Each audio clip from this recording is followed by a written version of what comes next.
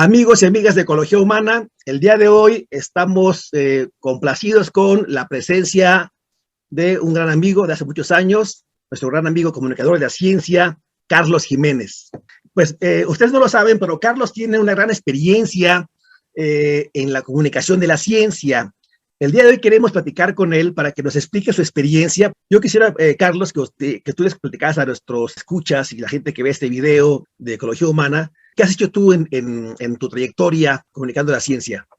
Me presento, mi nombre es Carlos Antonio Jiménez Vázquez, soy periodista ambiental, egresado de la Universidad Nacional Autónoma de México en la generación del 91.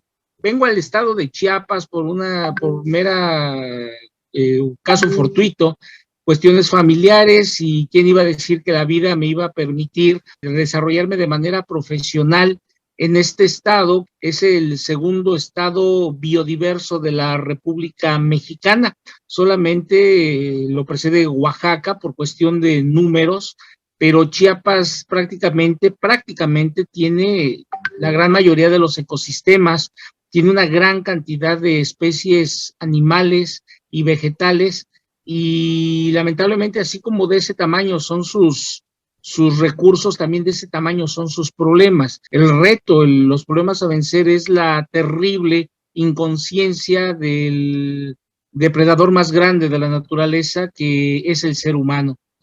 El divulgar, propiamente el término divulgar, se trata de dar a conocer por los que hacen y generan ese conocimiento hacia las masas, en un afán de crear opinión, en un afán de crear criterios, de formar criterios a través de esa información, y por ende generar un conocimiento que, aunque especializado, llama a la duda. Y parafraseando o recordando, mejor dicho, a lo que le atribuyen a Aristóteles, la duda es el principio de la sabiduría. Tal pareciera que pudiera ser muy pretencioso, pero lo cierto es que uno de los grandes y graves problemas que tiene nuestro México es precisamente ese: la educación. Una sociedad educada, una sociedad informada, es una sociedad educada. Lamentablemente, vuelvo al punto inicial, donde en estos tiempos de vertiginosa información, donde un cúmulo increíble nos está bombardeando a diario, somos proclives al entretenimiento, a perder horas y horas atrás de un pequeño artefacto que conocemos como móvil o celular, buscando pasar el tiempo, desinformándonos de los hechos cotidianos, porque no profundizamos. Muchas veces la gran mayoría de las personas lee los encabezados solamente, sin leer el cuerpo de la nota o profundizar en la misma, o nos informamos, y me incluyo, en memes. El meme, porque nos da risa, es digerible, es desechable, y tal pareciera que, como nos catalogaría Noam Chomsky, ¿no?, el famoso sociólogo y teórico de la comunicación, en aquel ejercicio que hizo de la edad mental que tiene cada pueblo de la tierra, decía que México tiene una edad de un niño de 8 años, porque todo para nosotros es risa, todo nosotros es broma, nada lo tomamos en serio, y si podemos hacer una diablura lo hacemos y escondemos la mano. Tristemente, es una realidad que no queremos ver. Entonces, volviendo al punto, me interesé desde las épocas estudiantiles en el periodismo ambiental. ¿Por qué lo ambiental, Carlos? ¿Por qué no otra perspectiva? En aquellas épocas, te estoy hablando de la década de los 70s, 80s, los problemas de contaminación empezaban a manifestarse de manera masiva. Lo cierto es que términos como inversión térmica empezaron a formar parte de nuestra vida diaria. Y MECAS, los índices metropolitanos de calidad del ambiente. El tema es de que la Ciudad de México es una selva de asfalto, y las áreas verdes en aquel entonces brillaban por su ausencia. Lo más verde que teníamos era Chapultepec, y estaba gris por la lluvia ácida, otro término que escapaba a nuestra comprensión. Para mí era mágico, y desde muy peque me llamó la atención todo el funcionamiento de las cosas. Mira cómo camina el insectito, mira la araña, mira la planta cómo nace, etcétera. Era mágico. Cuando me trato de adentrar en esto, me doy cuenta que no existía literatura, no existían fuentes al alcance de manera muy sencilla que me dijeran cómo enfocar la actividad periodística, donde en la universidad te dan el ABCD, pero el periodismo, considero, tiene una función social muy importante. Se debe actuar con mucha responsabilidad, porque en el periodista recae la responsabilidad de informar. No es que informes, realmente, y desde mi muy particular punto de vista, eso no importa. Importa el cómo lo vas a informar, cómo le llega el mensaje a tu público receptor, de qué manera, sin matices, sin ruido, el contexto fundamenta, las fuentes son fiables, etcétera. O como lamentablemente muchos de los profesionales se van por la libre, copian y pegan ahora sin investigar, sin profundizar, y en eso se tiene que, desde mi punto de vista, tener un código de ética para saber cómo, el qué y el cómo informar. Entonces, somos seres sensoriales, visuales, y la información que entra por nuestra vista, por nuestros ojos, debe de movernos y entender que debemos ser actores proactivos de una problemática que estamos, considero todavía, aún estamos a tiempo de poderle poner freno, de frenar esta loca carrera, porque si no, parafraseando al maestro Miguel Álvarez del Toro en su libro Hacia Chiapas, dice: aún estamos a tiempo, considero, de recomponer el camino, o sin duda nos precipitaremos al abismo de la irreversible destrucción. Y esto lo escribió hace 40 años. Para ver, Carlos, llegas a Chiapas, y cómo es que después de llegar a Chiapas ya como periodista, abres un espacio, consigues un espacio, lo promueves, que llamas Biosfera 10. ¿Arrancó llamándose Biosfera 10 o cómo fue evolucionando este espacio? Es un espacio que yo creo que es un gran logro porque lo mantuviste por muchos años.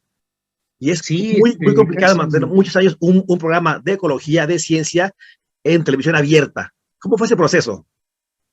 Sí, biólogo, gracias. Mira, pues chilango, al fin. Yo lo que quería era, me enamoré de lo verde de Chiapas, te soy franco. En mi vida me hubiera imaginado que había ese tamaño de espacios verdes, selva, te cambiaba el clima, ibas a los altos, en San Cristóbal y hacía un frío terrible porque estaba el bosque de coníferas, bajabas, estaba la selva mediana, luego bajabas, estaba la selva baja, subías nuevamente, y sistemas lagunarios, no, una cosa increíble. Y bueno, entro en la televisión pública, llegué a pedir trabajo. Yo llegué a pedir trabajo porque pues dejo por cuestiones familiares, dejo un trabajo estable en el Heraldo de México, en aquel entonces, te estoy hablando de la década de los 90, donde pido permiso para un mes, el mes se convierte en 2 meses, en 3 meses, mi jefe, Humberto Hernández, me dice: Carlos, ya no puedo estar alargando esto, ¿sabes qué, Humberto? Me voy a quedar acá. Para mi suerte me aceptan en la televisión pública, el canal 10 del gobierno del estado, y no entro directamente a ejercer la cuestión del periodismo ambiental, sino por mi perfil, como me desempeñaba yo como reportero de la fuente policíaca en el periódico La Prensa y posteriormente como jefe del Departamento de Cultura y Sociales en el Heraldo de México, pues me dicen: vente para acá y te vas a reportear. Y aparentemente no tiene que ver nada y tiene que ver todo con el medio ambiente, pero con un medio ambiente donde nos muestra el peor rostro del ser humano, ¿no? El poco respeto que hay entre cierto sector hacia sus mismos congéneres. Bueno, esta aventura me llevó varios años, y con los cambios de administración gubernamental en el estado de Chiapas, se abre la posibilidad de un renuevo en la barra programática. Por ahí vienen propuestas de gente no muy agradable, y por la línea que traía el gobierno de aquel entonces, incluyen por primera vez en la televisión pública el tema y el término medio ambiente. nadie quería hacerse cargo porque el medio ambiente, tú bien lo sabes, no vende, no paga. El medio ambiente es un poquito más ser idealista, luchar contra molinos, querer salvar al mundo, querer formar conciencias. Cuando veo esta posibilidad, presento mi propuesta, vamos a hacer reportajes, que no sé qué, etcétera. Se abre una gira para levantar imágenes con miras al Día Mundial del Medio Ambiente. No recuerdo si fue 1995 más o menos, estaba muy reciente el conflicto armado, el término del conflicto armado, las pláticas de paz y todo esto.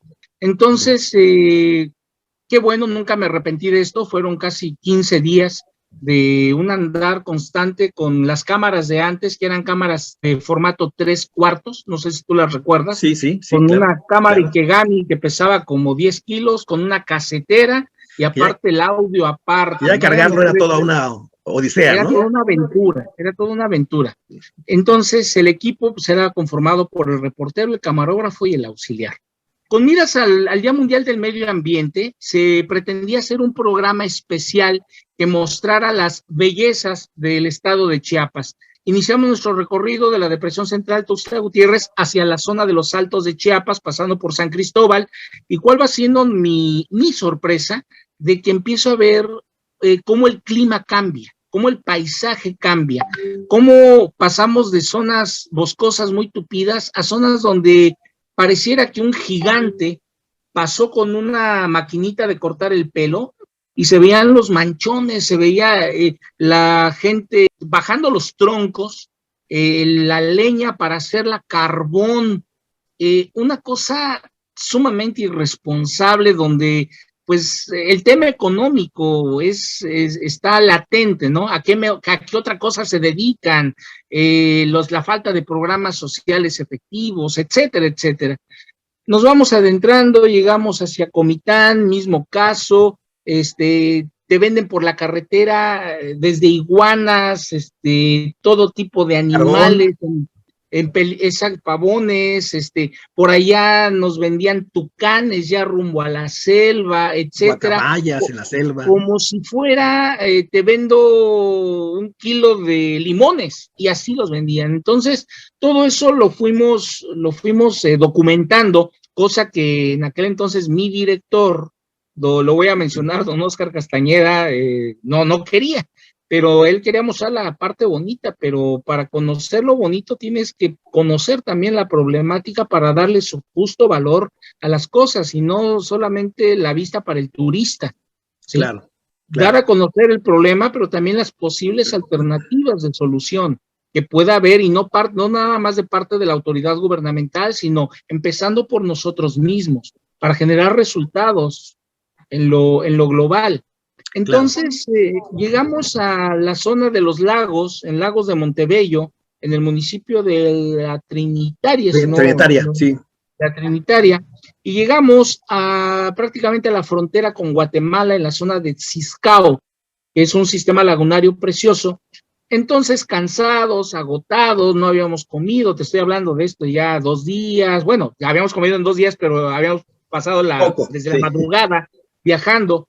Llegamos a Ciscao, insisto, la curiosidad me lleva a adentrarme en el bosque de pino encino, y digo, wow, qué bonito huele, mira las ardillas, y esto se va haciendo cada vez más copioso, más denso.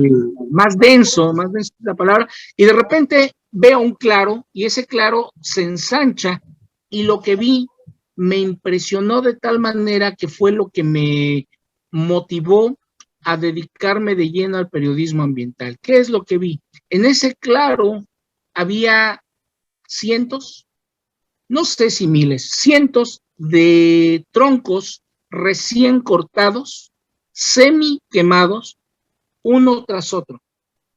Eso fue lo que vi. ¿Para qué lo hicieron?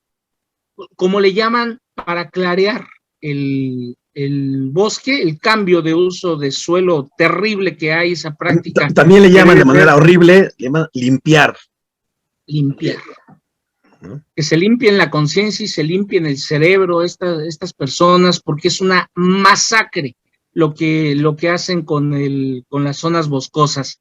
y había ya plántulas de maíz. Estaban limpiando, clareando para sembrar maíz.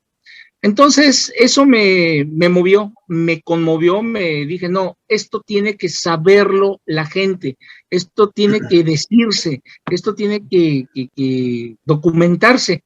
Y a partir de ahí, lo que siguió fue buscar precisamente la problemática, el porqué de esa problemática y qué se puede hacer. Nosotros, ¿qué podemos hacer para recomponer, enderezar ese camino? Perdón, ahí llegas con tu director y dices, tengo estas imágenes. Sí. Te dice, ¿cómo vas a mostrar eso si es lo feo? Queremos mostrar lo bonito. Exacto. ¿Qué hiciste? Exacto. Sí, y en aquel entonces a eso le decían, mete a la biblioteca y enlátalo. Hay que enlatarlo. No, y aquí lo voy a decir, no lo enlaté, lo guardé. Pasaron algunos años, quizá 2, 3, y cuando se presenta la oportunidad y vuelvo al tema de que proponen que alguien se dedicara al tema ambiental, yo, no era bien visto, chilango, la gente es muy localista, lo tengo que decir también, en fin, y partimos de la premisa que te enseñan en la universidad y la práctica te lo reafirma, la televisión es imagen, es eso.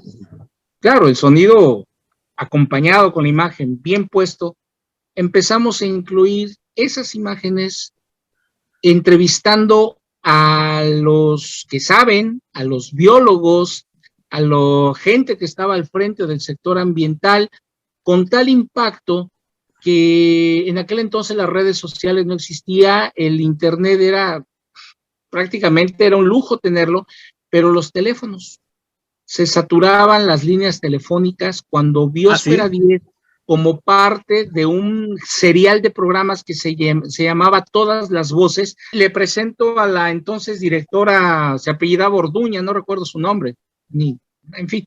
El proyecto, bueno, vamos a ver si funciona, con mucho desdén. Se va a hacer cargo fulano de este programa. Me presentan al que hoy es mi gran amigo y maestro, Adolfo Tobar, que yo le digo el gurú ecológico. Con él empecé Biosfera 10. Okay. Trabajamos el concepto de Biosfera 10. El logo que tú ves a mis espaldas se conceptualizó como tratar de reflejar lo que es la biosfera, o la biosfera, mejor dicho. Entonces, con Adolfo Tobar, él era el conductor del programa, yo era el reportero, investigador, editor, hacíamos de todo en el programa, todo, con sí. mucho gusto, con muchas promesas hacia Adolfo, promesas que nunca se cumplen por parte de la dirección. Adolfo dice, discúlpame, Carlos, yo tengo que comer, ya pasaron varios meses, no me paga, no me cumplen las promesas, me tengo que ir porque tengo un ofrecimiento de tal. Adolfo, una experiencia increíble, le replanteo el proyecto a la entonces directora. Bueno, el proyecto que se presenta es un programa de 30 minutos como parte de un programa en formato de reportaje documental, que en aquel entonces ese tipo de programas no existía en la televisión chiapaneca. Era ir al lugar de los hechos. Si íbamos a hablar de un incendio, ir a donde estaba el incendio. Si íbamos a hablar del río que te gusta, el río Sabinal, ir al río Sabinal, etcétera, etcétera. Lo acepta de no muy buena gana, con muy buena aceptación del público, afortunadamente, y muchísimas gracias a ese público maravilloso que defendió Biosfera 10 hasta sus últimas emisiones. Y la primera emisión que hicimos fue, tú la has de conocer, el lugar conocido como Laguna Bélgica, que no es ni una laguna ni tampoco tiene que ver nada con Bélgica. Es una zona en el municipio de Ocosocuautla donde hay una pequeña charca, una pequeña mini anegación de agua de lluvia, donde afortunadamente se convirtió en el hábitat de la ranita de ojos rojos, que le llaman la Galichis calidrias o la ninfa del bosque. Ese fue el primer programa de Biosfera 10 en formato de reportaje documental, 30 minutos, y a partir de ahí sumamos durante casi 20 años, 1850 y algo de programas. Todo, yo diría que todo un récord. Hablamos de 1997, ¿sí? Más o menos. Hasta Más o menos. 2017, 18. Hasta 2018, precisamente. Perfecto. Todo un récord, digo yo. ¿Cómo se logra eso, Carlos? Con muchas ganas, trabajando en equipo. Biosfera 10 no es solo Carlos, no fue solamente Carlos Jiménez, era el equipo del camarógrafo, del editor, cuando esporádicamente podíamos tener otro editor, y muchas ganas, mucha voluntad, creer en lo que se está haciendo, sí. Echarle creer en el proyecto. Pues yo diría que también aparte de el trabajo propio y de creer en lo que haces y de quererlo además, ¿no? Tuvo la dificultad, Carlos, de que era televisión pública, la televisión pública chiapaneca, y cada cambio de sexenio o de gobierno había también cambios internamente dentro de la televisión pública. ¿Cómo lo viviste en todo este proceso de 20 años, casi 21 años? Fue difícil, era un camino, ahora sí que recordando aquella canción de los Beatles, largo y sinuoso, muy sinuoso camino. Muchos altibajos, pero todo eso te va fortaleciendo, va creándote, va formándote un criterio donde los imposibles no existen, donde de las adversidades pues sales adelante. Si no tienes cámara, buscas dónde hay cámara, hacer inversión propia, etcétera. El programa tenía que salir semanalmente. Tocamos todo tipo de temas y ahí me voy dando cuenta que la biología, como una ciencia, tiene que ver muchísimo, está íntimamente ligada con nosotros mismos, con los seres humanos, con lo que nos rodea. Entonces, el adentrarse en empezar a manejar un lenguaje con términos científicos me obligaba a documentarme. ¿Qué estoy hablando? ¿Qué es una mitocondria? ¿De qué es un bosque de selva baja caducifolia? ¿Qué son los grados Celsius? Entonces, todo ese conocimiento, afortunadamente, intentamos comunicarlo, transmitirlo hacia los demás con una retroalimentación bastante favorable, y esas recompensas que involuntariamente uno recibe, ir en la calle y de repente, oiga, ¿es usted el que sale en la tele? Sí, sí, a sus órdenes. Oiga, el programa donde cuántas botellitas de ese plástico, se llama PET, ¿verdad? Yo ya no tiro botellitas, mire cómo las inundaciones, dice uno, ¡ay! ¡Ay! Eso es lo que intentamos. Algo logré. Logramos, porque te reitero, era el trabajo de un equipo donde tú precisamente fuiste parte de ese quehacer de Biosfera 10. Pero Biosfera 10, esos 20 años, me imagino que en algún momento costó trabajo convencer a los nuevos directores de que era un tema y era un programa que debía continuar. Sí, ¿no? ¿No fue así? Sí, era cotidiano el tratar de convencer a la directora o director en turno, a la directora o director de más arriba, porque, insisto, es un tema incómodo, porque se visualizan, se dan a conocer cosas que a veces no quieren voltear a ver que existe, la deforestación, las invasiones de tierra, el porqué de las inundaciones, dónde estuvo el recurso que debió de haberse aplicado. Fuimos testigos del paso del huracán Stan con las consecuencias que todos conocemos, donde las cuestiones sociopolíticas, económicas estuvieron a flor de piel, ese tipo de cosas, y el cambio climático, los efectos del cambio climático en la propia capital del estado, donde se empezaron a visualizar fenómenos como los valles térmicos, que la geografía de Tuxtla Gutiérrez pues es un valle cóncavo, con muchas irregularidades en la zona norte, oriente, poniente, donde están las colonias populares, y donde una caída, una hondonada, podía ser suficiente para que los grados se alteraran hasta 2 o 3 grados centígrados, cuando a diferencia 2 kilómetros antes, que había una planicie, estaba en 27 grados, acá estaba en 31, así de ese tamaño. ¿Por qué? Claro. Porque de acuerdo a los expertos nos decían que al perderse la cobertura vegetal primaria y dar paso a la superficie de concreto y asfalto, se genera un fenómeno que le denominan de efecto albedo, donde la luz se refracta de una manera y se intensifica la luz solar, el calor, y se guarda en la superficie lisa del pavimento y el concreto, y al no haber árboles, que son los reguladores naturales de la temperatura, aquello se está cociendo uno en sus jugos, y esto se recrudece en la época de estiaje, que estamos próximos ya, faltan unas 2 semanas más. Estamos ya dentro del estiaje. Sí, en Tuxtla Gutiérrez estamos con los remanentes de el último frente frío quizá, y en un par de semanas esto va a estar como la antesala del infierno. En efecto. Está siendo una gran plática, Carlos, pero vamos a tener que ir cerrando. Los invito a ver la parte 2 de esta entrevista. Acompáñenos. Y bueno, amigos y amigas de Ecología Humana, hasta aquí el video de hoy. Muchas gracias.